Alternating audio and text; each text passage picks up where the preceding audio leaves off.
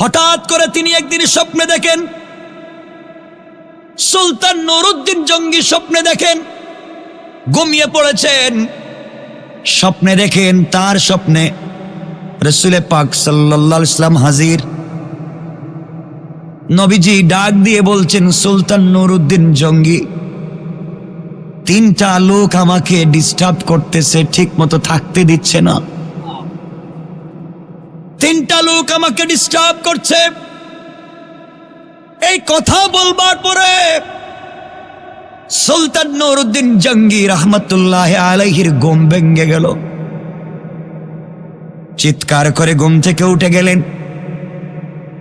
গোসল করলেন, ওযু করলেন, তাহাজ্জুদের সালাত পড়ে 2 রাকাত আরো সালাত আদায় করলেন।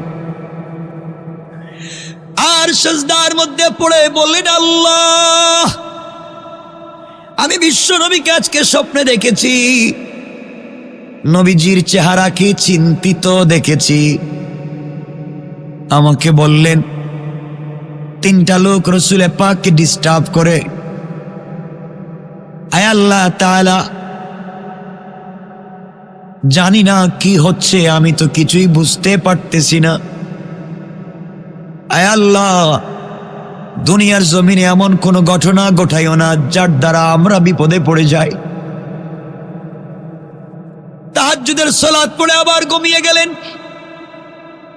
সহিহ riwayate পরের দিন আবার দেখেন, যখন তিনি আবার ঘুমিয়ে গেলেন গভীর রজনীতে, আবার দেখেন সুলতান নুরউদ্দিন স্বপ্নে দেখেন আবার বিশ্ব নবীকে তিনি স্বপ্নে দেখতেছেন। নবীজি আবার ডাক দিয়ে বলছেন, সুলতান নুরউদ্দিন জঙ্গি, গতকালকে তোমাকে বললাম তিনটা লোক আমাকে ডিস্টার্ব করে, আজও আবার তোমাকে বলছি তিনটা লোক আমাকে ডিস্টার্ব করে, কি করা যায়? আমার বন্ধুগণ, এক পর্যায়ে তিনি আবার ঘুম থেকে উঠে গেলেন আর স্বপ্নে দেখেন নবীজি এভাবে বলতেছেন, এই যে তিনটা লোক আমাকে ডিস্টার্ব করে। সুলতান নুরউদ্দিন তাকায়া দেখেন তিনটা লোকের চেহারা সাদা, চোখগুলা হচ্ছে পিত বর্ণের, মার্বেল কালার পিত বর্ণের, চেহারা দবদবে সাদা। গতকালকে বিশ্ব নবী যেই তিনটা লোকের কথা বলেছেন, আজও তিনি সেই তিনটা লোককে আবার দেখালেন। ঘুম থেকে উঠে গেলেন, গোসল করলেন, ওযু করলেন, 2 রাকাত সালাত পড়লেন, আর আল্লাহর কাছে কান্না করে বললেন, আল্লাহ তাআলা, জানি না কি অপরাধ করেছি, ইসলামী রাষ্ট্র কোন বিপদের সম্মুখীন হচ্ছে জানি না। আল্লাহ তাআলা, তুমি সকল বিপদ থেকে আমাদেরকে বাঁচাইয়া দাও। সারাদিন কিছু খাইলেন না, টেনশনে পড়ে গেলেন, কি হলো, কি দেখলাম। তৃতীয় দিন যখন আবার তিনি ঘুমিয়ে গেলেন, তৃতীয় রাত্রে তিনি আবার স্বপ্নে দেখেন নবীজি এসে বলছেন, সুলতান নুরউদ্দিন জঙ্গি, 2 দিন তোমাকে বললাম, কোনো কর্ণপাত করলে না। তোমার দিলের ভিতরে কি আমি নবীজির ভালোবাসা নাই? তোমার দিলের ভিতরে কি আমি নবীজির দয়া নাই? এই যে তিনটা লোক আমাকে ডিস্টার্ব করে, এই তিনটা লোক থেকে আমাকে বাঁচাও। নুরউদ্দিন জঙ্গি দেখেন এই তিনটা লোক তো ঠিক আছে, গতকালকে যেই লোকগুলাকে দেখালেন, এর আগের দিন যে লোকগুলাকে দেখালেন, এই একই লোক, পিত বর্ণের চোখ, সাদা চেহারার মানুষ। ঘুম থেকে উঠে গেলেন, সহ্য করতে পারলেন না, কার কাছে বলবেন? তাহাজ্জুদের সালাত পড়ে সিজদায় গিয়ে আল্লাহকে ডাক দিয়া বলছেন, আল্লাহ, কথা দিলাম আজ থেকে দুনিয়ার কোনো খাবার আমি মুখে নিব না, যতক্ষণ পর্যন্ত 3 দিনের স্বপ্নের মূল ব্যাখ্যা না জানতে পারবো। নবীজি বলেছেন, আমি কি আশিকে রাসূল না? আল্লাহ, আমি তো এমন আশিকে রাসূল, আমার কলিজা বিশ্ব নবীর জন্য দিতে পারি। আমার জীবন আমি বিশ্ব নবীর জন্য দিতে পারি। কি হচ্ছে আমি জানি না। ঘুম থেকে উঠে তার প্রধানমন্ত্রী জালালউদ্দিন মৌসুলির সঙ্গে পরামর্শ করলেন। জালালউদ্দিন মৌসুলিকে বললেন, সুলতান নুরউদ্দিন জাহাঙ্গীর বললেন, প্রধানমন্ত্রী শোনো, 3 দিন একই স্বপ্ন দেখেছি। নবীজির চেহারা বড় বিবর্ণ দেখেছি, টেনশন চিন্তাযুক্ত দেখেছি। 3টা লোককে 3 দিন আমাকে দেখালেন, পিতবর্ণের চোখ, সাদা চেহারা। স্বপ্নের তাবির ব্যাখ্যা আমি জানি না, কি করব কথা দিলাম, যতক্ষণ পর্যন্ত সমস্যার সমাধান না করতে পারবো আমি সুলতান নুরউদ্দিন জঙ্গি দুনিয়ার কোনো খাবার মুখে দিব না। পড়েন সুবহানাল্লাহ।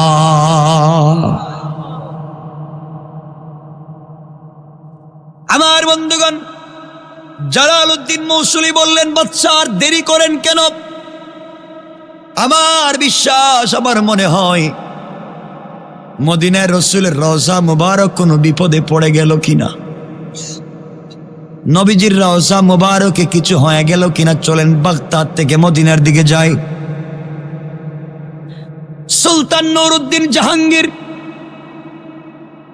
প্রধানমন্ত্রী জালালউদ্দিন মৌসুলির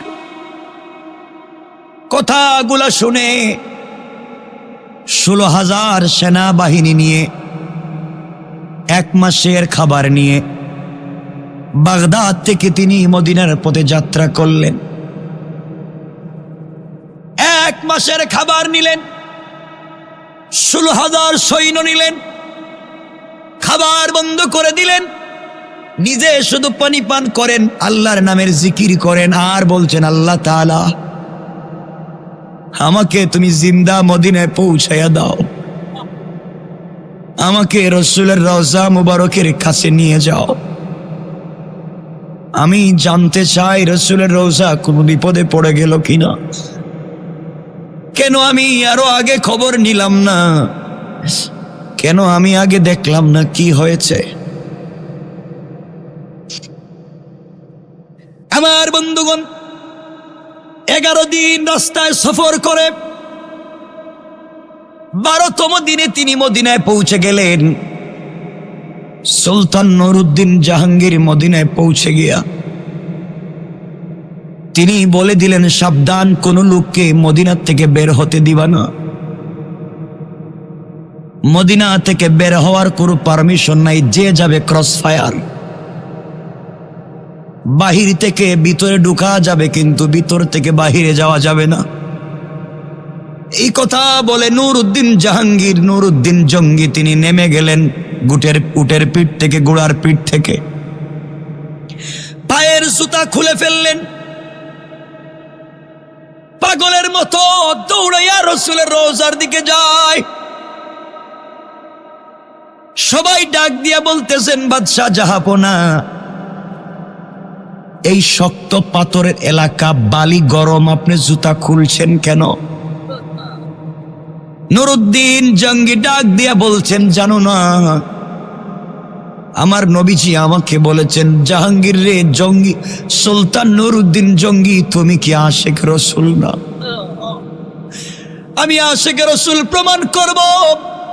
যেই মদিনায় আমার নবীজি জুতা মুবারক নিয়ে হেঁটেছেন, এই মাটিতে আমি জুতা নিয়ে হাঁটবো না, বেয়াদবি করব না। নবীজির পা যেখানে পড়েছে ওখানে যেন আমার জুতা না লাগে, এই জন্যে আমি খালি পায়ে হাঁটা শুরু করলাম। হাঁটতে হাঁটতে রওজার পাশে চলে গেলেন। মসজিদে নববীতে 2 রাকাত সালাত আদায় করলেন। রাসূলের রওজা জিয়ারত করে কান্না করে ডাক দিয়া বললেন, পয়গম্বর আরবি, আমি আপনার গোলাম হাজির। এর 11 দিন সফর করে না খেয়ে আপনার রওজা এসেছি, আমাকে ক্ষমা করে দিবেন, কিছুই জানি না কি হয়েছে। ইয়া রাসূলুল্লাহ, আমি এখনো বুঝতে পারি না কি হচ্ছে, আমাকে ক্ষমা করে দেন, কথা দিলাম আপনার পাগলা উম্মত নুরউদ্দিন জঙ্গি দুনিয়ার জমিনে থাকতে এই মদিনার রাষ্ট্রের ভিতরে কেউ অন্যায় করে বেঁচে থাকতে পারবে না।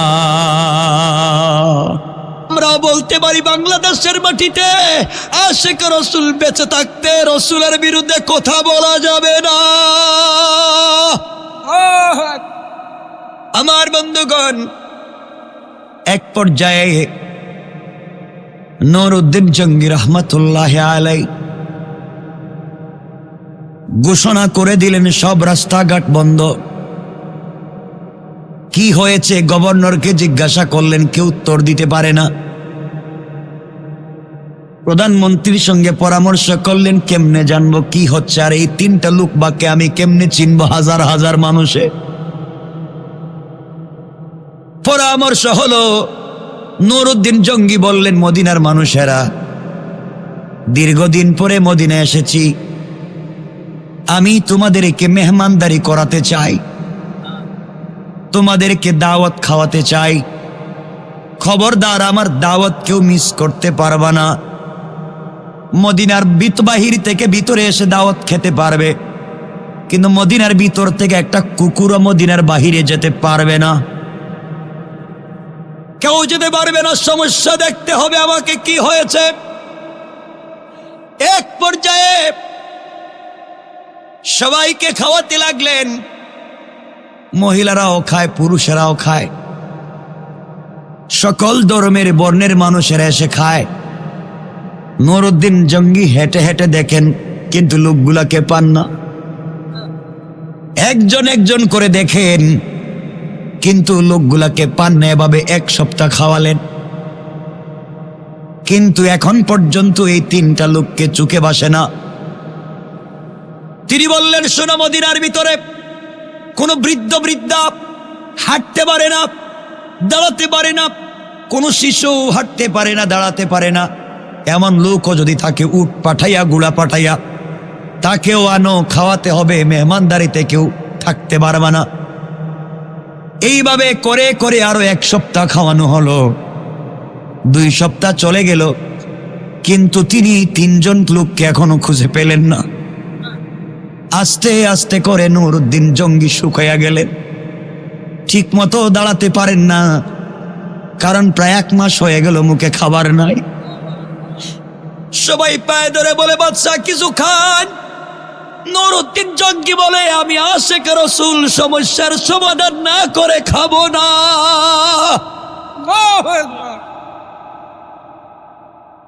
14 দিন শেষ, এখন পর্যন্ত কোনো সমস্যার সমাধান হলো না। নুরউদ্দিন জঙ্গি বললেন, বলো তো আর কে বাকি আছে? দুধ পাঠাইয়া গ্রাম থেকে, শহর থেকে, দূর থেকে, 100 মাইল দূর থেকে ধরে ধরে মানুষগুলা কেনে খাওয়ালেন। 16 দিন হয়ে গেল, 17তম দিন হাজির হয়েছে, কিন্তু এখন পর্যন্ত এই তিনটা লোককে খুঁজে পেলেন না। ডাক দিয়ে বলেন, বলো মদিনার মানুষ, বলো একজনকে ছাড়বো না, পুরা মদিনাকে ব্রাশ ফায়ার করে দেব। আগে বলো আর কেউ বাকি আছে কিনা? পিছন থেকে একজন দাঁড়াইয়া বলছেন, আমিরুল মুমিনিন সুলতান নুরউদ্দিন জঙ্গি, আমাদের মদিনার সব মানুষের খাওয়া দাওয়া শেষ, কিন্তু 3 জন বুজুর্গ আল্লাহর ওলি বাকি আছে। আল্লাহু আকবার বলেন, জোরে বলেন আল্লাহু আকবার। 3 জন বুজুর্গ আল্লাহর ওলি বাকি। নুরউদ্দিন জঙ্গি চিৎকার করে দাঁড়াইয়া গেলেন আর বললেন, এই 3 জনকে কোথায় থাকে? সবাই বলতেছেন, বাদশা জাহাপনা, এই 3 জন মদিনার মসজিদে সারাদিন ইবাদত করে, লম্বা দাড়ি, লম্বা জুব্বা, লম্বা পাগড়ি, লম্বা পাঞ্জাবি, সারাদিন রোজা রাখে, সারা রাত্র ইবাদত করে, তাদের টাকা পয়সার কোনো অভাব নাই, গোটা মদিনার মানুষকে দান খয়রাত করে, সারাদিন কোরআন তিলাওয়াত করে আর জিকির করে। মদিনার মসজিদ থেকে এরা বাইর হয় না, 3 জন ভিতরে বসা রয়েছে। মদিনার মসজিদের কর্নারে একটা ঘর বানাইছে, ঘরে তারা সারাদিন থাকে। এত বড় বুজুর্গ, তারা কারো সঙ্গে কথা বলে না। মনে রাখবেন, আলোচনার শুরুতেই বলছিলাম দাড়িতে, জুব্বায়, পাঞ্জাবিতে ইসলাম নাই। মনে পড়েনি? ইসলাম হচ্ছে ওখানে, দিন হচ্ছে ওখানে। কথার শুরুতেই চলে যাচ্ছি, বিষয় মিলাইয়া সংক্ষেপ করে নিচ্ছি। আমার বন্ধুগণ মনোযোগ দিয়ে শুনেন। তিনি বললেন, এই তিনজন লোককে নিয়ে আসো। মদিনার সকল মানুষ বলছেন, বাদশাহ জাহাপনা, বেয়াদবি মাফ করবেন, হাত জোড় করি, এই তিনজনের সঙ্গে বেয়াদবি করা যাবে না। কত বড় ওলি! এরা এত বড় বুজুর্গ, কোনোদিন মসজিদ থেকে বের হয় না, কারোর সঙ্গে কথাও বলে না, বিয়ে শাদিও করে না, দীর্ঘদিন থেকে মসজিদে থাকে আর জিকির করে, মানুষের খাওয়ায়, দান করে আর তসবিহ পড়ে। তিনি বললেন, যত বড় বুজুর্গ হোক, এদেরকে আমার কাছে নিয়ে আসো। দাঁড়িয়ে বলছে সবাই, না না, মাফ করেন, এদের সঙ্গে বেয়াদবি করলে দুনিয়া ধ্বংস হয়ে যাবে। নুরউদ্দিন জঙ্গি বললেন, যাই হোক, আমি তাদেরকে দেখা লাগবে কেমন পীর। তিনি বললেন, তারা কেমন বলো তো? তারা বলছে, তারা বড় সুন্দর চেহারার মানুষ, শুধু জিকির ছাড়া কিছুই বুঝে না, কোরআন ছাড়া বুঝে না, মসজিদ তারা কিছুই বুঝে না, সব সময় ইবাদতে থাকে। পাঠাইয়া দিলেন দূত, যাও। সেনাবাহিনী পাঠাইয়া দিলেন, যাও। এই পীরগুলা যদি সুস্থ মস্তিষ্কে সহি সালামতে আসতে না চায়, হাতে পায়ে বেড়ি লাগাইয়া নিয়ে আসবা, শিকল লাগাইয়া নিয়ে আসবা। আমি এই রাষ্ট্রের খালিফা, আমি বাগদাদ থেকে এসেছি। কত বড় পীর, সবাই আসে, এরা আসে না কেন? 17 দিন থেকে গোটা মদিনার মানুষকে খাওয়াই, তারা কেন আমার মেহমানদারিতে আসে না? আমি জানতে চাই তারা কেমন নিমক হারাম কিনা, কেন আমার মেহমানদারিতে হাজির হয় না, জানা লাগবে। বাইরে পুলিশ পাঠাইয়া দিলেন, সিকিউরিটি পাঠাইয়া দিলেন। 3 জন যখন গিয়েছে, ওই 3 জনকে আনার জন্য পিছনে পিছনে মদিনার মানুষ, মুসলমানেরা গেছে। বেয়াদবি মাফ করবেন, আপনারা চলে যান, এদেরকে ডিস্টার্ব করবেন না। পুরা মদিনার মানুষেদের পক্ষে, এরা বড় বুজুর্গ, কেউ আনতে পারে না। সুলতান নুরউদ্দিন জঙ্গি দাঁড়ায়া গেলেন, চোখ লাল হয়ে গেল, মাথার চুল যেন মুসার মতো দাঁড়াইয়া যাচ্ছে, গরম হয়ে গেলেন। বললেন, ওরা যদি না আসে আমি নিজে যাব। আল্লাহু আকবার! হাঁটতে লাগলেন। সাথে নিলেন প্রধানমন্ত্রী জালালউদ্দিন মৌসুলিকে, বললেন, চলো যাই, তোরা কেন আসে না? যাইতে যাইতে মদিনার মসজিদের পাশে কামরা বানাইয়া রাখছে, চলে গেলেন। গিয়া দেখেন দরজা লাগানো, ভিতর থেকে জিকিরের আওয়াজ শোনা যায়। কিসের আওয়াজ? জিকিরের আওয়াজ শোনা যায়। তিনি বললেন, দরজা খোলো। আমি নুরউদ্দিন জঙ্গি। এরপরেও দরজা খুলে না, ধাক্কা দিয়ে দরজা খুলে ফেললেন। তাকায় দেখেন, নিচের দিকে তাকায় শুধু জিকিরই করে, উপরের দিকে চেহারা উঠায় না। তিনি বললেন, আমি নুরউদ্দিন জঙ্গি, আমার প্রধানমন্ত্রী জালালউদ্দিন মৌসুলি, মাথা উঠাও। তারা বলতেছেন, মাফ করবেন, আমরা এখন এশকের জিকিরে আছি। তিনি বললেন, থামাও জিকির, দেখি কে। জিকির থামাইয়া দিলেন। 3টা লোককে দাঁড় করাইয়া দিলেন। চেহারার দিকে তাকাইয়া, ওদের চোখের দিকে তাকাইয়া, চেহারার দিকে তাকাইয়া নুরউদ্দিন জঙ্গি আল্লাহু আকবার বলে মাটিতে পড়ে গেল। আর ডাক দিয়া বললেন, ইয়া রাসূলুল্লাহ, পয়গম্বরে আরবি, আপনার দেখানো 3টা লোককে আমি পেয়ে গেছি। আল্লাহু আকবার! আপনি আমাকে স্বপ্নে যেই 3টা লোককে দেখালেন, এই তো দেখি পিতবর্ণের চোখ, এদের চেহারাই তো দেখা যায় সাদা। তিনি বললেন, তোমরা কারা, তোমাদের পরিচয় দাও। ওদের হাতে পায়ে শিকল লাগাও, ওদের পরিচয় জানো। সবাই বলতেছেন স্যার আপনি তো মরে যাবেন, জলে পুড়ে যাবেন, কার সঙ্গে বেয়াদবি করতেছেন বুঝতেছেন না।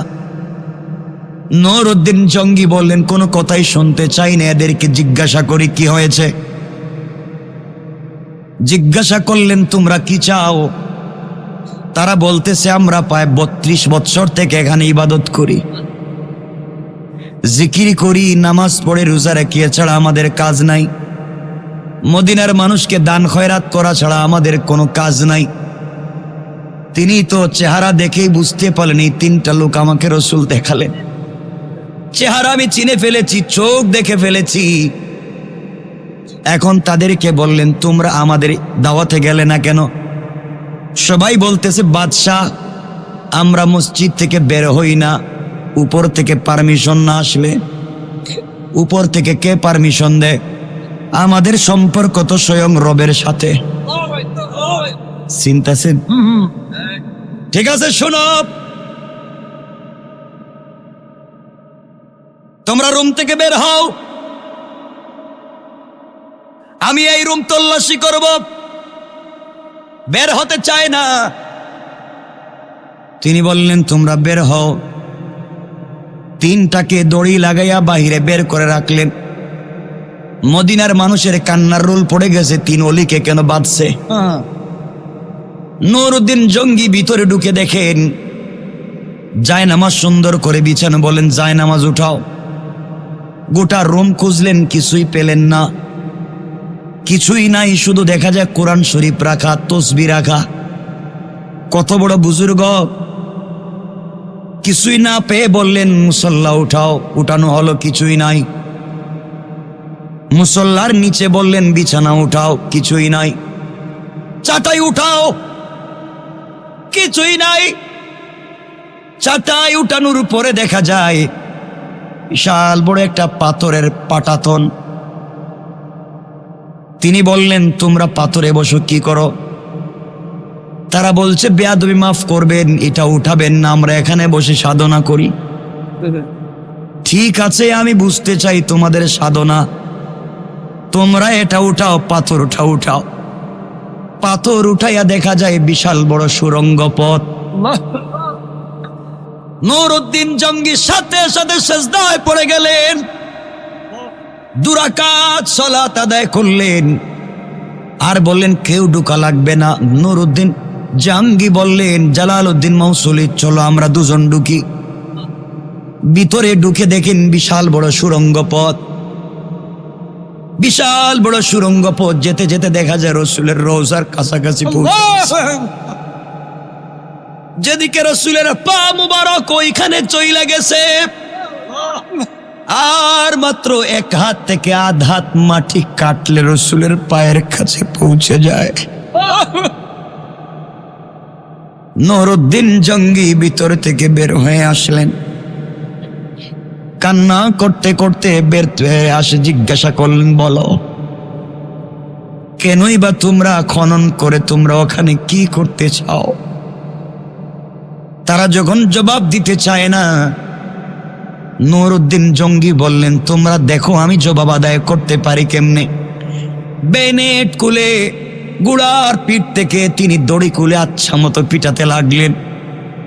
মদিনার মানুষ কান্না করতেছে, পীর, কত বড় পীরকে আপনি পিটাচ্ছেন? তিনি বললেন কি কয়েক মিনিট পরেই বুঝতে পারবা পীরের আসল চেহারা কি। পিটাতে লাগলেন আর বললেন কি করেছো তোমরা বলো, কেন তোমরা গর্ত খনন করেছো, সুড়ঙ্গ করেছো বলো। তারা বলতেছে আমাদেরকে আর পিটাবেন না, আমরা পরিচয় দিই, আমরা হলাম মৌসুল শহরের ইহুদি। আমাদেরকে ইউরোপ আমেরিকার ইহুদিরা টাকার বিনিময়ে এখানে পাঠিয়েছে, হাজার হাজার কোটি কোটি টাকা দিয়েছে।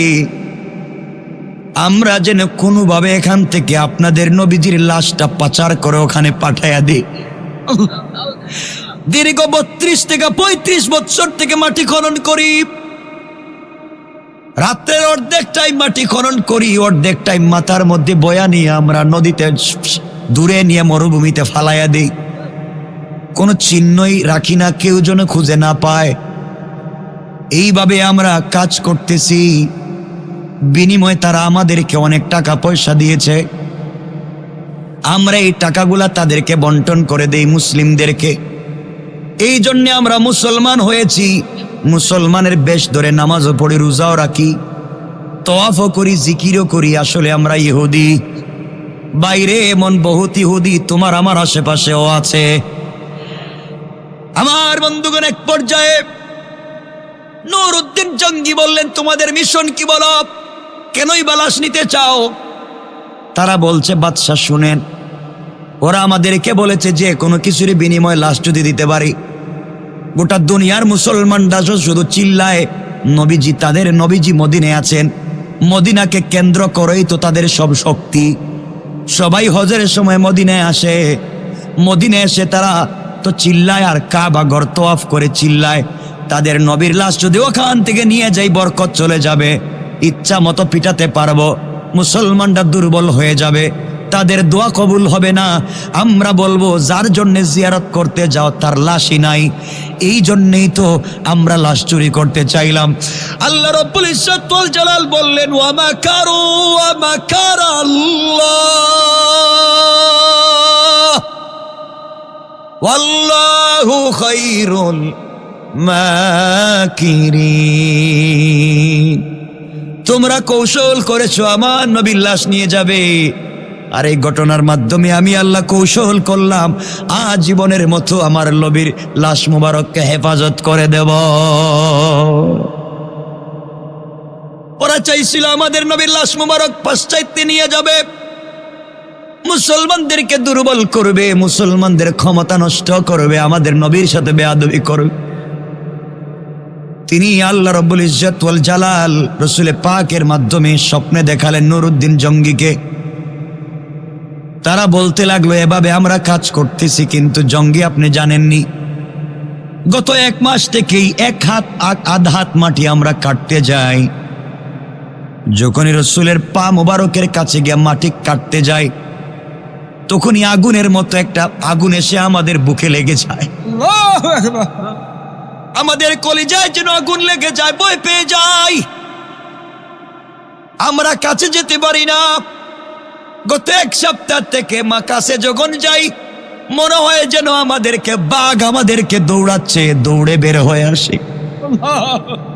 কোনোভাবেই কাছে যাইতে পারি না, কিছুই বুঝি না। আল্লাহ বলছেন হেফাজত তো আমি করবই। আমার বন্ধুগণ, এক পর্যায়ে হযরতে নুরউদ্দিন জঙ্গি রহমাতুল্লাহ আলাইহি সীসা গলাইয়া, চতুর্দিকে সীসা গলাইয়া, কিয়ামত পর্যন্ত যেন আমার রসুলের সঙ্গে কেউ দুশ্মনী করতে না পারে, কিয়ামত পর্যন্ত সীসা গলাইয়া বেষ্টন করে দিলেন মাটির নিচে, কেউ যেন আর খনন করতে না পারে। আর রসুলের এই 3টা দুশ্মনকে মদিনার চৌরাস্তায় লটকাইয়া, আচ্ছা মতো পিটাইয়া দুনিয়ার জমিন থেকে বিদায় করে গোটা দুনিয়ার ইহুদি খ্রিস্টানকে বুঝাইয়া দিলেন, যারা আমার নবীর সাথে দুশ্মনী করবা, তোমাদের কাউকে ছেড়ে দেওয়া যাবে না। আমার বন্ধুগণ, লম্বা ঘটনার সামনের দিকে যেতে চাই না। এক পর্যায়ে আল্লাহ আমাদের নবীর লাশ মুবারক হেফাজত করলেন, ইহুদিদের সকল চক্রান্ত ধ্বংস করে দিলেন। আমার বন্ধুগণ, পরের দিন স্বপ্নে নুরউদ্দিন জঙ্গি দেখেন, রাসূল মুস্কি হেসে বলতেছেন, নুরউদ্দিন জঙ্গি আমার কাছে আয়, আমি তোর কপালে একটা চুম্বন দিতে চাই। এই জন্য আমার বন্ধুগণ, আল্লাহ বলেছেন, কিতাবুন আনজালনাহু ইলাইকা লিতুখরিজান নাসা মিনাজ যুলুমাতি ইলান নূর। কোরআন যদি থেকে যায়, কোরআন মানুষকে অন্ধকার থেকে আলোর পথে নিয়ে আসে, আর কোরআন যদি না থাকে, মানুষ আলো থেকে অন্ধকারের দিকে চলে যায়। এই জন্যে আমাদের সমাজের 1 নাম্বার প্রবলেম হলো, আমাদের সমাজে কোরআন নাই। আজ থেকে আমাদের পণ আর প্রতিজ্ঞা হবে, নিজের বাস্তব জীবনে কোরআনের আইনকে প্রতিষ্ঠা করা, সমাজের সকল জায়গায় কোরআনের আইনকে প্রতিষ্ঠা করব ইনশাআল্লাহ। মুসলমান বন্ধুগণ, গভীর মনোযোগ।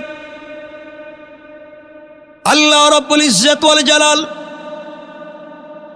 কোরআনে কারীমের ভিতরে সূরা ইব্রাহিমের প্রথম দিকে আল্লাহ বলেছেন, গোলাম রে, এই দুনিয়ার জমিনে তোমরা যদি সঠিক পথে চলো, আল্লাহকে ভালো করে চিনতে পারো, অন্যায় থেকে নিজেকে বাঁচাইয়া রাখতে পারো, হারাম থেকে নিজেকে বাঁচাইয়া রাখতে পারো, গোলাম আমি আল্লাহ কথা দিলাম, জীবনে যত অপরাধ করো না কেন, জীবনের সকল অপরাধের জন্য আমি আল্লাহর দরবারে হাত উঠাইয়া যদি ক্ষমা চাও, আমি আল্লাহ রাব্বুল ইজ্জত ওয়াল জালাল কথা দিলাম, গোলাম রে, তোমার চোখ থেকে পানি পড়তে দেরি হবে, আমি আল্লাহ তোমার জিন্দেগির গুনাহগুলোকে মাফ করে দিতে 1 মিনিটও দেরি করব না। আমার বন্ধুগণ, আল্লাহকে যদি ভয় করতে পারি আর অন্যায় ছেড়ে দিতে পারি, আল্লাহ আমাদেরকে সমাজের ভিতরে শান্তি দিতে পারেন। সমাজের ভিতরে আল্লাহ শান্তি দিবেন। দুনিয়ার জমিনে ভুল পথ থেকে নিজেকে বাঁচিয়ে আনতে হবে, হারাম পথ থেকে নিজেকে বাঁচিয়ে আনতে হবে, অন্যায় পথ থেকে নিজেকে বাঁচিয়ে আনতে হবে। আমার বন্ধুগণ, খলিফাতুল মুসলিমিন আমিরুল মুমিনিন হযরত ওমর ফারুক রাদিয়াল্লাহু তাআলা আনহু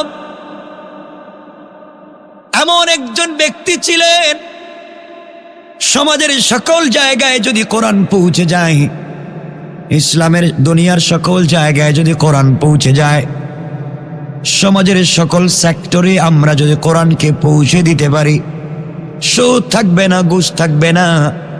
আমরা তো সমাজের এমন একটা জায়গা চাই, ব্যক্তি জীবন থেকে নিয়ে পার্লামেন্ট পর্যন্ত সকল জায়গায় যদি কোরআনের আইন প্রতিষ্ঠিত হয়ে যায়, এই সমাজের কোথাও বেইনসাফি আর অন্যায় থাকবে না।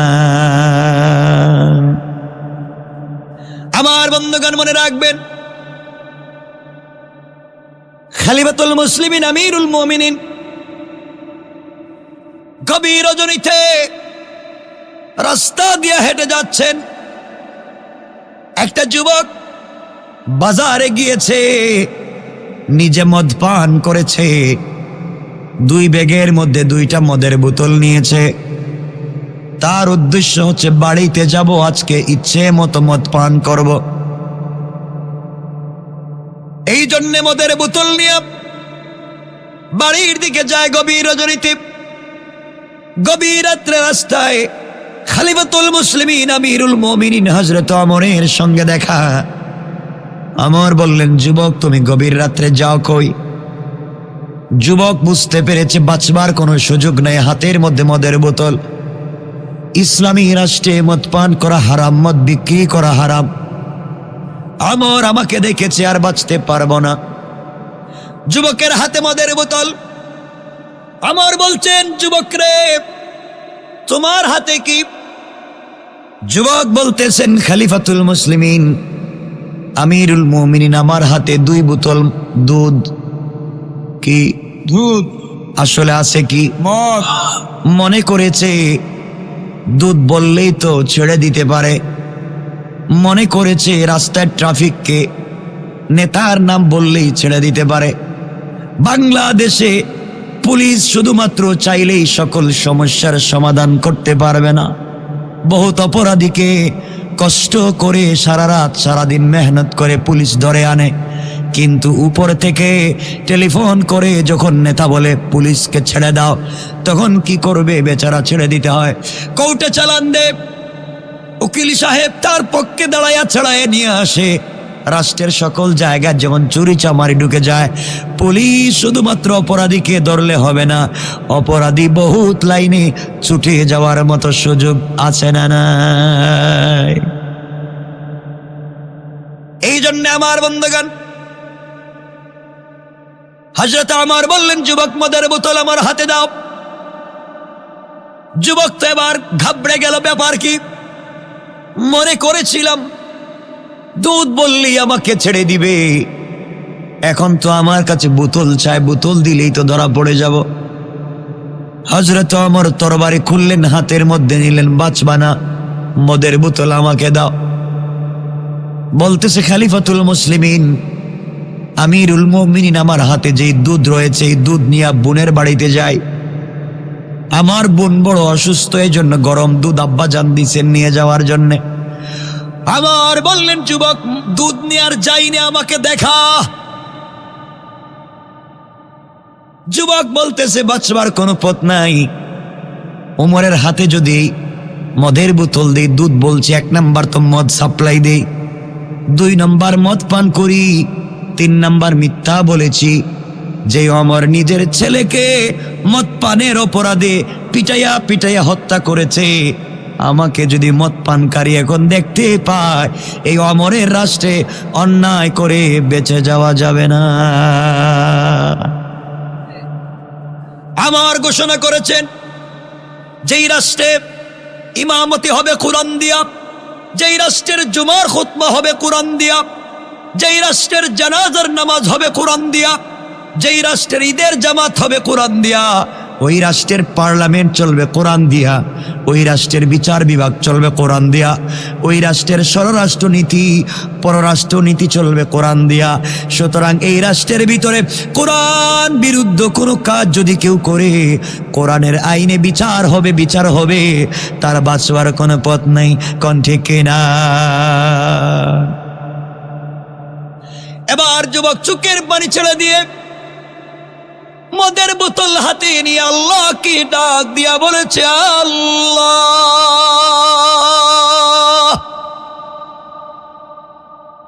ওমরের সামনে দাঁড়িয়েছি, আয় আল্লাহ তাআলা, ওমর তো ছেড়ে দেবে না, নির্ঘাত আমাকে হত্যা করে ফেলবে।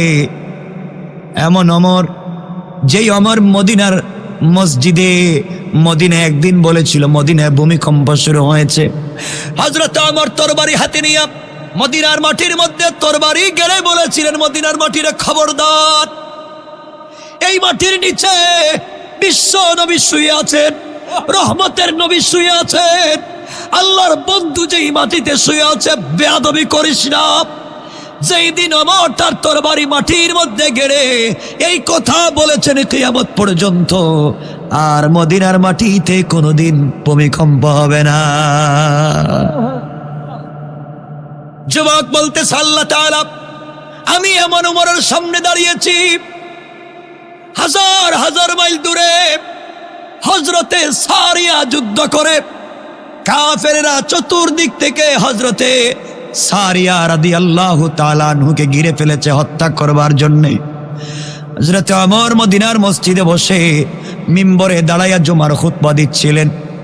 শত শত মাইল দূরে, শত শত মাইল দূরে হযরতে সারিয়া যুদ্ধ করে আমার মদিনার মিম্বরে দাঁড়াইয়া ডাক দিয়া বললেন, ইয়া সারিয়া আল জাবাল, আল জাবাল, আয় আল্লাহ, এই ওমরের সামনে দাঁড়িয়েছি, তুমি যেই ওমরের খুতবার সময়ের সেই কথাকে শত শত মাইল দূরে সারিয়ার কানে পৌঁছাইয়া দিয়েছ।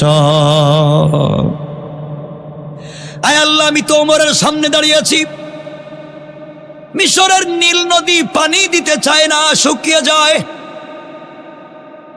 পানি আনার জন্যে যুবতী সুরসী তরুণীকে সুন্দর করে সাজাইয়া নদীতে বুক দিলে পানি দেয়, নচেত পানি দেয় না। হযরত ওমর তো এই নদীর নামে চিঠি লিখেছিলেন আর বলেছিলেন, নদীরে যদি তোমার ক্ষমতায় আর তোমার প্রভাবে পানি দাও, এই পানির দরকার নাই, আল্লাহর হুকুমে যদি তুমি পানি প্রবাহিত হও, আমি ওমর বলতেছি তুমি পানি দিবে না কেন? হযরত ওমরের এই চিঠি নদীতে রাখতে দেরি হয়েছে, এই নদীর মধ্যে পানি আসতে দেরি হয় না। আয় আল্লাহ তাআলা, ওমর তো সেই ওমর, যে ওমর বিশ্ব নবীর মাথা কাটবার জন্য ঘর থেকে বের হয়েছে। ইন্নানি আনাল্লাহ লা ইলাহা ইল্লা আনা ফাবুদনি ওয়া আকিমিস সালাতা লিযিকরি। এই আয়াত পড়ে যে ওমর পাগল হয়ে গিয়েছে। আয় আল্লাহ, সেই ওমরের সামনে দাঁড়িয়েছি, যে ওমর রাত্রবেলাকে স্বপ্নে কি দেখে ওমর জানে। আল্লাহু আকবার বলেন না? এখানে তো একটা কথা মনে হয়েছে, বলবো? কষ্ট হচ্ছে না তো? সংক্ষেপ করে বলি অমরকে। যুবকটা আল্লাহর কাছে বলতেছি ঘটনাগুলা। হযরতে ওমর, হযরতে আলী একদিন রাত্রে স্বপ্নে দেখেন না, হযরতে আলী একদিন রাত্রে স্বপ্নে দেখেন রাসূল পাক সাল্লাল্লাহু আলাইহি ওয়াসাল্লামের পিছনে ফজরের সালাত পড়তেছেন, স্বপ্নে দেখতেছেন। সুবহানাল্লাহ বললেন না? কে? আলী। আলী কোন জিনিসের নাম জানেন?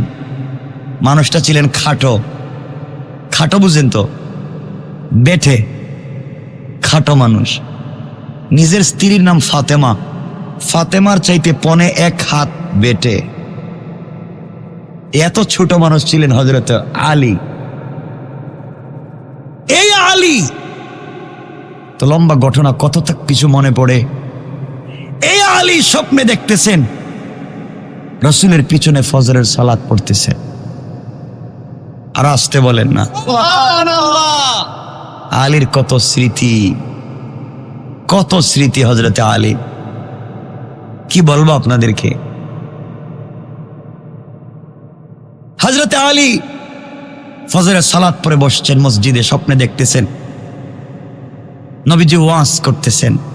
হঠাৎ করে দেখেন, স্বপ্নে দেখতেছেন এক মহিলা আসছে, আয়েশা বলতেছে, আলী আমার খেজুর গাছে খেজুর ধরছে, আমি 1 থুড়া খেজুর নিয়ে আসছি রাসূলের জন্য, নবীজিকে খেজুরটা দাও, নিজে খাবেন, তার বন্ধু সঙ্গী সাথীদেরকে খাওয়াবেন।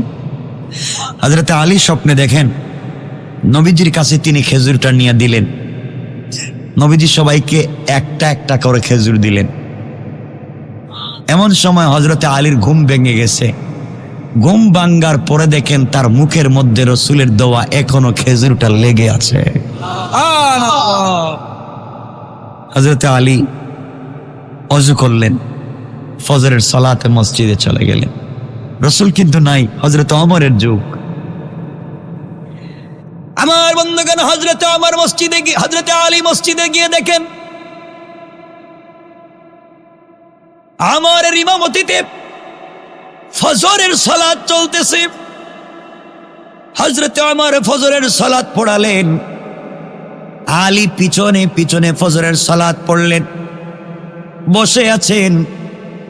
এমন সময়ে হঠাৎ করে এক মহিলা আসছে, এসে বলছে, আলী কার নাম?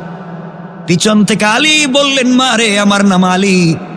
মহিলা বলতেছে, আলী রে, আমার খেজুর বাগানে প্রথম খেজুর গাছে কিছু খেজুর আসছে, আমি খেজুরগুলা নিয়ে আসছি, এগুলা তুমি হযরতে ওমরের কাছে দাও, ওমর যেন নিজে খায়, তার বন্ধুদের কাছে বিলাইয়া দেয়। ওমর বলেন, আমি তো স্বপ্নই দেখলাম তা। হযরতে ওমরের কাছে খেজুর দিলেন, ওমর নিজের মুখে খেজুর দিলেন, সবাইকে একটা করে খেজুর বন্টন করে দিলেন। খেজুরের বড় স্বাদ। আলী বললেন, ভাই ওমর, সবাইকে একটা করে দিয়েছ, আমাকে আরেকটা দাও, খেজুরের বড় স্বাদ, আমি আরেকটা খেজুর খেতে চাই। ওমর দাঁড়িয়ে বললেন, আলী রে, রাত্রে বিশ্বনবী তোমাকে একটা খেজুর দিয়েছেন, আমি তোমাকে 2টা দিতে পারি না। আল্লাহু আকবার বলেন। হযরতে আলী আশ্চর্য হয়ে গেলেন, রাসূল আমাকে রাত্রে একটা খেজুর দিয়েছেন, ওমর জানলো কেমনে? ভাই, ওমর কোন জিনিস জানেন না? আমার নবীজি বলেছেন, আমার পরে যদি কেউ নবী হতো, ওমরকে আল্লাহ নবী বানাতেন। আল্লাহ ওমরের সমর্থনে, ওমরের কথার ভিত্তিতে কোরআনের 12টা আয়াত নাজিল করেছেন। পড়েন সুবহানাল্লাহ।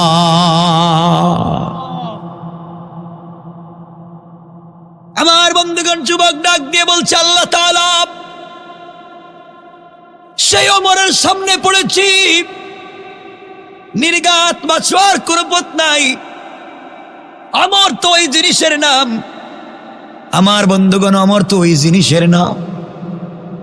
ভাইরে, রাসূল পাক সাল্লাল্লাহু আলাইহি ওয়াসাল্লাম মসজিদ থেকে বের হয়ে যোহরের সালাত পড়ে হেঁটে যাচ্ছেন।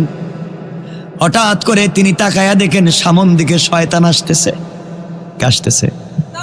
নবীজি বললেন, শয়তান আসুক, আজকে কিছু কথা জিজ্ঞাসা করি। নবীও যান, শয়তানও আসে। হঠাৎ করে বিশ্বনবী তাকায়া দেখেন শয়তান রাস্তা ছাইড়া জমিন দিয়ে পুরা উল্টা পথে দৌড়ায়। নবীজি চিন্তায় পড়ে গেলেন, হঠাৎ করে শয়তান দৌড়ায় কেন উল্টা পথে? পিছন দিকে তাকায়া দেখেন হযরত ওমর আসতেছে। আল্লাহু আকবার। নবীজি বলেন, শয়তান বুঝছি, এবার আমার ওমরের দিকে দৌড়াইতেছিস। এত ভয় পায় ওমর সবাই। আমার বন্ধুগণ, ওমর কোন জিনিস শোনো, আর বিশ্বনবী ওমরকে তো ভালোবাসেন কেন শোনো। দুনিয়ার জমিনে সেই নবীকে যদি ভালোবাসতে পারো, জীবনে কিছুই লাগবে না, কাফেরেরা কিছুই করতে পারবে না। কোন কৌশল করে কাফেরেরা আমাদেরকে আটকাতে পারবে? কথা বলেন না কেন? আজকে আমরা আল্লাহর দয়া পাওয়ার জন্য, রহমত পাওয়ার জন্য কত চেষ্টা করি, পাই না। শুধু ওই জায়গায় আমরা অন্ধকার করে রেখে দিয়েছি, এই জন্যে পাই না। কথাটাকে সংক্ষেপ করে বুঝাইয়া দিই। কষ্ট হচ্ছে না তো?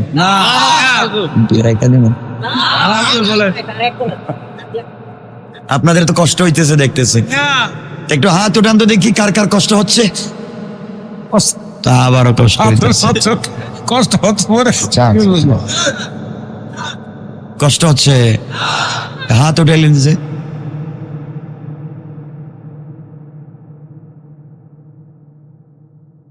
আজকে শোনো যুবকেরা, যারা বিয়ে করছেন, বাসায় গিয়ে সালামটা দিয়ে দিন।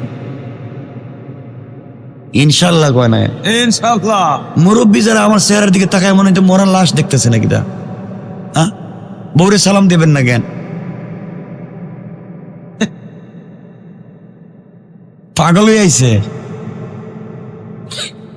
বউরে সালাম দিবেন মাঝে মাঝে। শুনেন, আরে আমার কথা বুঝেন।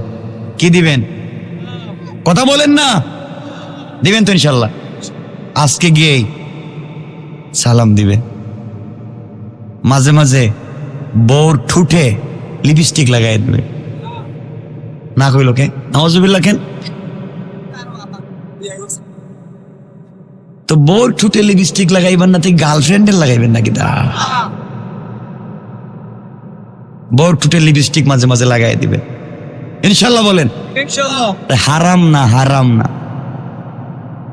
নিজের বউরে সুন্দর করে সাজাবেন তো আরেকজনের বউর দিকে আর তাকাবেন না। নিজের বউরে তো আর ভালো লাগে না। নিজের বউরে সুন্দর করে ঠোঁটে লিপস্টিক লাগাবেন, মাঝে মাঝে মুখে মেহেদি লাগাই দিবেন ইনশাল্লাহ। ইনশাআল্লাহ। চুলের মধ্যে কালার করে দিবেন, ডিজাইন করবেন। ঠিক আছে তো? এরা মনে করছেন বুয়া ওয়াজ করতেছিলাম। আর জিনত, সৌন্দর্য, মুখে লাগাই দিবেন মেহেদি, ঠোঁটে লাগাই দিবেন লিপস্টিক, এরপরে ব্রেসলাইট দিবেন, এক্সট্রা অর্ডিনারি করবেন, চুলটি স্টাইলিস্ট করবেন, একটা হাই হিল জুতা পরাইয়া দিবেন, এরপর একটা স্যান্ডু গেঞ্জি। হাসতেছে এরা, হাসতেছে কি? উল্টা কয়। এই যে ইসলামের উল্টা বুঝছেন যে এই জায়গায় স্যান্ডু গেঞ্জি একটা প্যান্ট পরাইয়া হারাম। বউরে যত পারেন স্টাইলিস্ট করে, যত চমৎকার ডিজাইন সুন্দর লাগে, আকর্ষণীয় লাগে, এইভাবে নিজের সামনে উপস্থাপন করবেন। তাইলে বউরে যদি সুন্দর লাগে, রাস্তায় বাইরে আরেকজনের বউর দিকে আপনার চৌকার যাবে না। ঠিক কিনা বলেন? নিজের বউরে ভালো লাগে না, এই জন্য তো আরেকজনের বউর দিকে তাকান।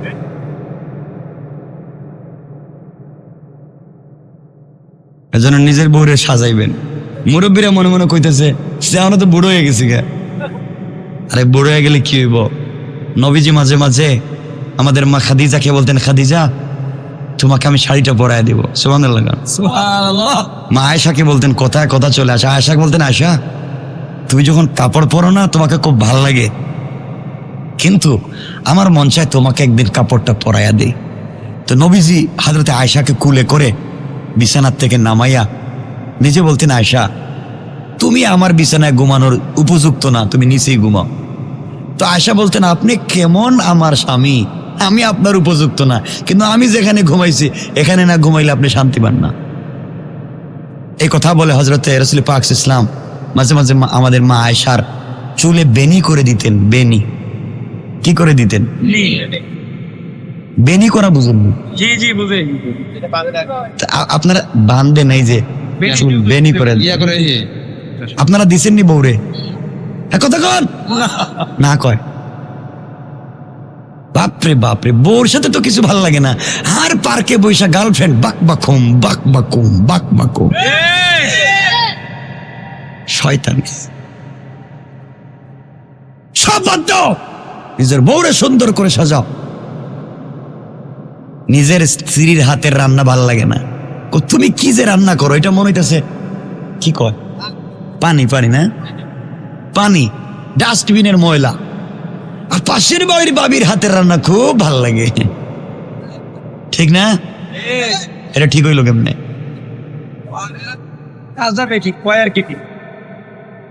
এগুলো ঠিক না। এই জন্য বউর সাথে ভালো ব্যবহার করবেন ইনশাল্লাহ। আমি মনে করতেছি যারা বউরে দেখতে পারে না হেরা মানে উঠে যাইতে চাইতেছে। আপনারা তো এমন জিনিস, বউরে পিটান, বউরে মায়ের করে মারে, মায়ের ধরে কুস্তি ধরে ফেলায়। মায়ের আসেনি এলাকায়, মায়ের করেনি, আল্লাহ জানে। হুজুর বউ তো কথা শুনে না, আরেক দুটো কইতাছে বউ কি করে না? কথা শুনে না। কথা শুনে না, দুষ্ট আপনার বউরে আপনি লাইনে আনতে পারেন নাই। আজকে থেকে করে গিয়ে বলবেন, বউ মাশাআল্লাহ তোমাকে যে সুন্দর লাগতেছে, আমার কলজা হেঁটে যাইতেছে গা। হ্যাঁ, এভাবে বলবেন, বউরে ভালোবাসবেন, মাঝে মাঝে রান্নায় সহযোগিতা করবেন, কাপড় ধুইয়া দিবেন।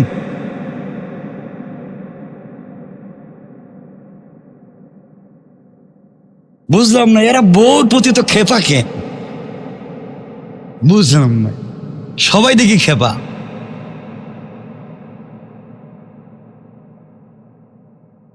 আজকে বাসায় যান তাইলে খবর আছে, বুঝতে পারবেন এখানে যা বলতেছেন, বাসায় গেলে খবর আছে আজকে আপনাদের। শুনে মাঝে মাঝে বাসায় বউরে নিয়ে নামাজ পড়বেন জামাতে, বলেন না ইনশাল্লাহ? পারবেন না? আপনি হবেন ইমাম, বউরে বানাইবেন মুসল্লি মুক্তাদি, এরপরে নামাজ পড়ার পরে বউরে বলবেন তুমি দোয়া করো, আমি আমিন বলবো।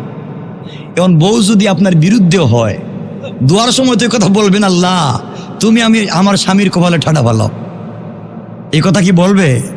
তাহলে বলবে আল্লাহ আমার স্বামীরে ভালো করো, এই করো সেই করো। এই তো ভালোবাসা তৈরি হবে, বউরে কাছে রাখবেন।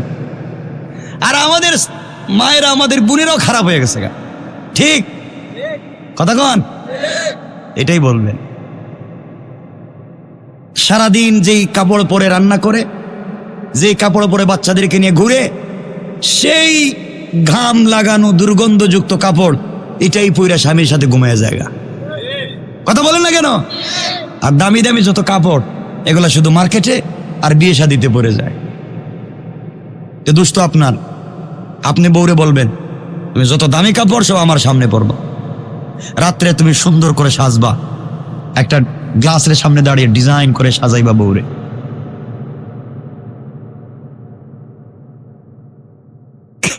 কি করছে? নাটক না রে, এটার নামই ইসলাম, এটার নামই হচ্ছে সৌন্দর্য, এটার নামই হচ্ছে পরিবারের ভালোবাসা, ঠিক না? আমাদের সমাজটা দূষিত হয়ে গেছে। আপনারাও তো খারাপ, বউরে নিয়ে মাঝে মাঝে ঘুরতে যান না, ঘুরতে যাইয়েন মাঝে মাঝে ইনশাল্লাহ। তো যাই হোক, কথা শুনেন, কথা না কথা লম্বা করতে চাই না, 11:30 হয়ে যাচ্ছে। আরে শুনেন, প্রস্রাবে ধরলে কেউ মারতে উঠবেন না, তাহলে উঠলে কিন্তু আমি আজরাইল রে হইয়া দিয়ে দিব। আশেপাশে আছে, এমনি ঘুরতেছে কোন দিকে, হয়তো কে আসেনি আশেপাশে আজরাইল। প্রস্রাবে ধরলে জায়গায় প্রস্রাব করবে, যাওয়ারই দরকার নেই আজকে। যাক, কথা বললাম আপনাদের মনোযোগ আকর্ষণ করবার জন্য। আমার বন্ধুগণ, যুবক বলতেছে আল্লাহর কাছে, আল্লাহ কোন বিপদে পড়লাম, অমররে যে বললাম এটা দুধ, আছে তো মদ, আছে কি মদ, বললাম যে দুধ, তাও বলছি গরম দুধ, এখন কি করি? বাঁচার তো কোনো পথ নাই। আমার বন্ধুগণ, এক পর্যায়ে যুবক আল্লাহর কাছে বলছে, আল্লাহ তাআলা তোমাকে কথা দিলাম, জীবনে যত অপরাধ করেছি আর কোনো অপরাধ ওইভাবে করব না, আর অন্যায় করব না। আল্লাহ তাআলা মুনিব তোমাকে কথা দিলাম, আজকে থেকে মদ আমি ছেড়ে দিলাম, আজ থেকে আমি কোনোদিন মদ পান করব না, কথা দিলাম হারাম কাজ করব না, আজ থেকে আর নামাজ ছাড়ব না। আয় আল্লাহ, তুমি তোমার ওমরের হাত থেকে আমারে বাঁচাও। আজরাইল রে তো ভয় করে না, ওমর রে যত ভয় করে। আজরাইল তো কাউরে আসার দেয় না, ওমর পাইলে আসারও দিতে পারে। আয় আল্লাহ, কথা দিলাম তুমি আর কোনোদিন নাফরমানি করব না। এই মুহূর্তে ওমরের হাতে যে আমি মদের বোতল দিচ্ছি, আয় আল্লাহ তোমার জাতে পাকের কসম, আমি তোমার গোলাম, তোমার নাম তো আজিজুল গফফার। আল্লাহ তুমি ক্ষমা করে দাও, আর মদ পান করব না। এই কথা বলে ওমরের হাতে যখন মদের বোতল দিয়েছে, ওমর ব্যাগের ভিতর থেকে মদের বোতল হাতে নিয়ে তাকায়া দেখে গরম দুধের বোতল। আল্লাহু আকবার। আমার বললেন, যুবক সত্য কথা বলেছ, পুরস্কার নিয়ে চলে যাও। যুবক ওমরের পা জুড়ে বলছে, খলিফাতুল মুসলিমিন, আমিরুল মুমিনিন, পায়ে ধরে মাফ চাই, বেয়াদবি মাফ করবেন। অ্যাকচুয়ালি আমার বোতলের ভিতরে দুধ ছিল না, ছিল এই মদ। মদ ছিল, মদ পান করে এসেছি। তোমার সামনে দাঁড়াইয়া কাউকে না জানাইয়া মালিকের কাছে তওবা করেছি। মালিক কোরআনে বলেছেন, ওয়ায়ুবাদদিলুল্লাহু সাইয়্যাতিহিম হাসানাত। ওয়ায়ুবাদদিলুল্লাহ, আল্লাহ বলছেন আমি তবদিল করে দেই, বদল করে দেই, গুনাহগুলোকে হাসানাত দিয়ে পরিবর্তন করে দেই যারা তওবা করে। আল্লাহ ওমর বললেন, যুবকরে, আল্লাহর কাছে তওবা করেছো, আল্লাহ যদি সত্যিকার অর্থে তোমার বোতলে মদ থেকে দুধ বানাইয়া দিতে পারে, তোমার দোয়া কবুল করতে পারে।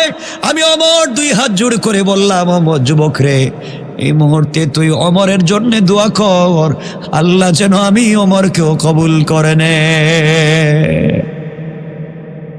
কেমন ছিলেন তারা? আমার বন্ধুগণ, এই জন্য কোরআন নামক লাইট মানুষের কাছে ফিট করেন। দুনিয়ার জমিনে অন্ধকার থাকবে না, সমাজ আলোকিত হয়ে যাবে। এই জন্য সমাজের ভিতরে অন্যায় করা যাবে না। আপনাদের সামনে এই মুহূর্তে কোরআনের লাইট যদি প্রতিষ্ঠিত করেন কি হবে, বিভীষিকাময় একটা ঘটনা বলেই আলোচনা শেষ করতে চাইব। আমার বন্ধুগণ, এই দুনিয়ার জমিনে কাফের বেঈমানেরা সব সময় দুনিয়ার জমিনে ইসলামের বদনাম করে সমাজের ভিতরে কেমনে দিনকে মুছে দেওয়া যায় ফিতনা তৈরি করে। ভয় পাবেন না, আল্লাহ বলছেন যারা দিনের পথে চলে আমি আল্লাহ তাদের সাথে থাকি। এই কথা বলে কাফিরদের কৌশল যে দুর্বল এটা আপনাদেরকে বোঝাতে চাই। আমার মুসলমান বন্ধুগণ, বিশ্বনবী যেই দিন মক্কা থেকে হিজরত করে মদিনায় যাবেন, গভীর রাত্রে আল্লাহ পাক বলছেন, বন্ধুরে ঘুম থেকে উঠো, মক্কা থেকে ইয়াসরিবের দিকে হিজরত করো। এই মুহূর্তে খেজুর বাগানের দিকে তুমি হিজরত করো। মদিনা বলেন না, ইয়াসরিব বলেছেন। ইয়াসরিবের দিকে তুমি হিজরত করো, এই মুহূর্তে চলে যাও।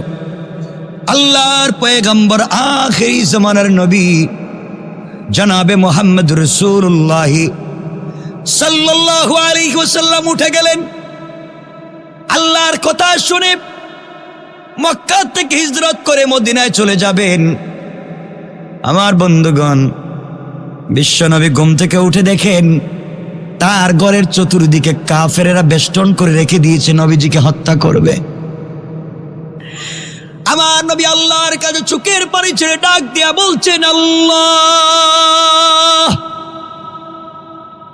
আপনি আমাকে বলেছেন এই মুহূর্তে মক্কা থেকে হিজরত করে যেন মদিনার দিকে যাই।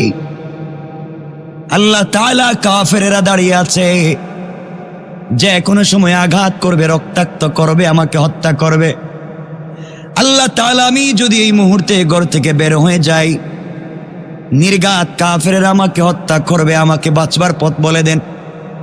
আল্লাহ ডাক দিয়া বললেন, বন্ধুরে তোমার কাজ হলো ঘর থেকে বের হয়ে যাওয়া, আর তোমাকে হেফাজতের জিম্মাদার স্বয়ং আমি আল্লাহ।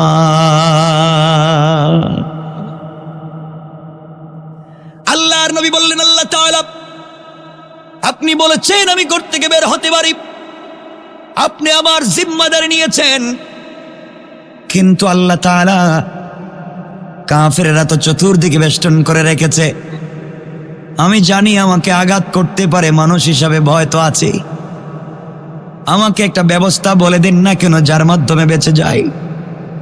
আল্লাহ বললেন, বন্ধুরে তাহলে তুমি হাতের মধ্যে বালি নেও, কঙ্কর নেও, হাতের মধ্যে কিছু পাথর নিয়া কোরআন থেকে কিছু তেলাওয়াত করে কাফেরদের উপরে নিক্ষেপ করে দাও।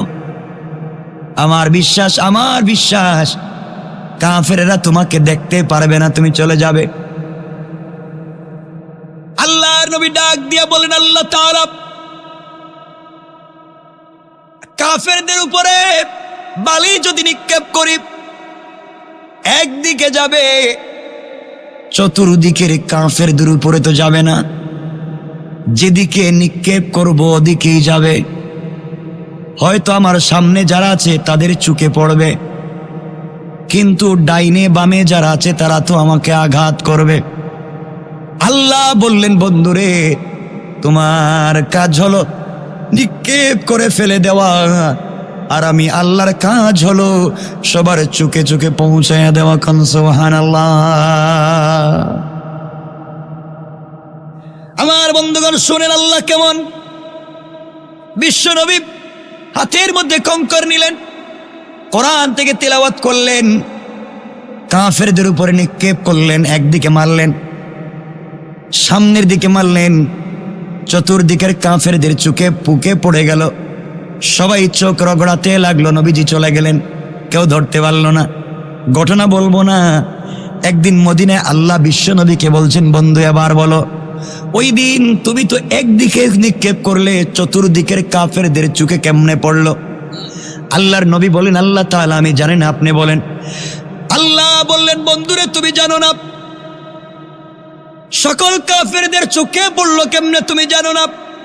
আমার আল্লাহ বলেন, ওয়ামা রামাইতা ইদ রামাইতা ওয়ালাকিন্নাল্লাহা রামা।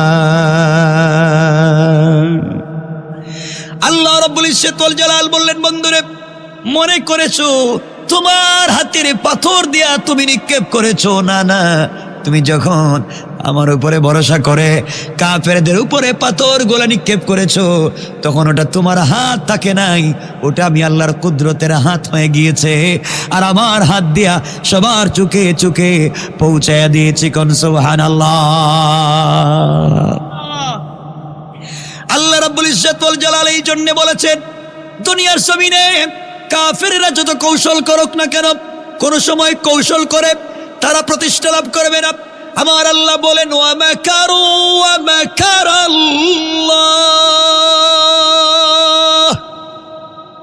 ওয়াল্লাহু খায়রুল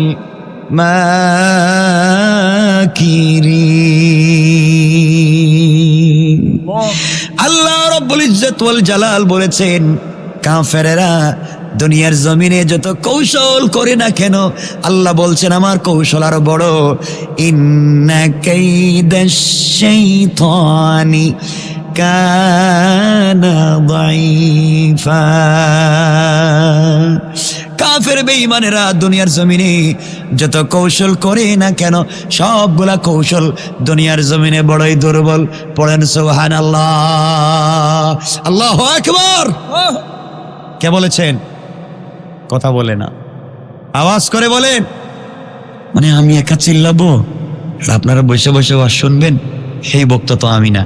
আমার গলাও ভাঙবে, আপনাদেরও ভাঙ্গায় ছাড়ুন। এটাই আমার কাজ। আমি এক পক্ষতে কাজ হয় না। আমি আসতে পারিনি আরো আগে, 1 ঘন্টা আগে, কারণ ইলিয়টগঞ্জ থেকে আপনাদের প্রোগ্রাম পর্যন্ত আসতে আমার গেছে 1 ঘন্টা 37 মিনিট। কারণ এই রাস্তাটা সিঙ্গাপুরের মতো। আমার গাড়ি একবার উঠে আরেকবার ধম করে গাতে পড়ে যায়।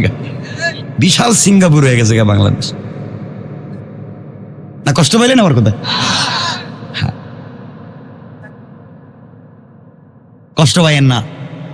কষ্ট হচ্ছে না তো? চলবে। আমি বলতে চেয়েছিলাম যে কোরআনের লাইট থাকলে কি হয় আর কাফেরদের কৌশল কেমনে দুর্বল হয়। কথা মনে আছে আপনাদের? এই কথাটা বুঝাতে চাই। কোরআনের আলো থাকলে কি হয়, অন্ধকার হলে কি হয়, আর কাফেরদের কৌশল কত দুর্বল হয়, এই কথা আপনাদেরকে বুঝাই আজকের আলোচনা শেষ করতে চাই। আপনারা কষ্ট পাবেন না তো ইনশাআল্লাহ? আল্লাহ রাব্বুল ইজ্জত ওয়াল জালাল বলছেন কোরআনে কারীমে, আমার তেলাওয়াতকৃত আলোচ্য আয়াতে আল্লাহ বলছেন, কিতাবুন আনজালনাহু ইলাইকা লিতুখরিজান নাসা মিনাজ যুলুমাতি ইলান নূর। আল্লাহ রাব্বুল ইজ্জত ওয়াল জালাল বললেন, কোরআন এমন একটা কিতাব যে জায়গায় কোরআন নামক লাইট লাগাইয়া দিবেন অন্ধকার থাকবে না, আলোকিত হয়ে যাবে। আল্লাহ বলছেন এই কোরআন দিয়ে কি করবেন? আল্লাহ বলছেন বিইذনি রাব্বিহিম ইলা সিরাতিল আজিজিল হামিদ। আল্লাহ রাব্বুল ইজ্জত ওয়াল জালালের হুকুমে পরাক্রমশালী প্রশংসাময় আল্লাহর পথে যারা ডাকবে তারা সকল সময়ে সকল কাজে সফল কাম পড়েন। সুবহানাল্লাহ। আওয়াজ করে বলেন আল্লাহু আকবার। আল্লাহ যেন আমাদের সবাইকে কবুল করে। আলোচনা 2 ঘন্টা কমপ্লিট, 2 ঘন্টা হয়েছে। আর লম্বা করতে চাই না, আপনাদের কষ্ট হচ্ছে দেখতেছি, আর সামনের দিকে যেতে চাই না।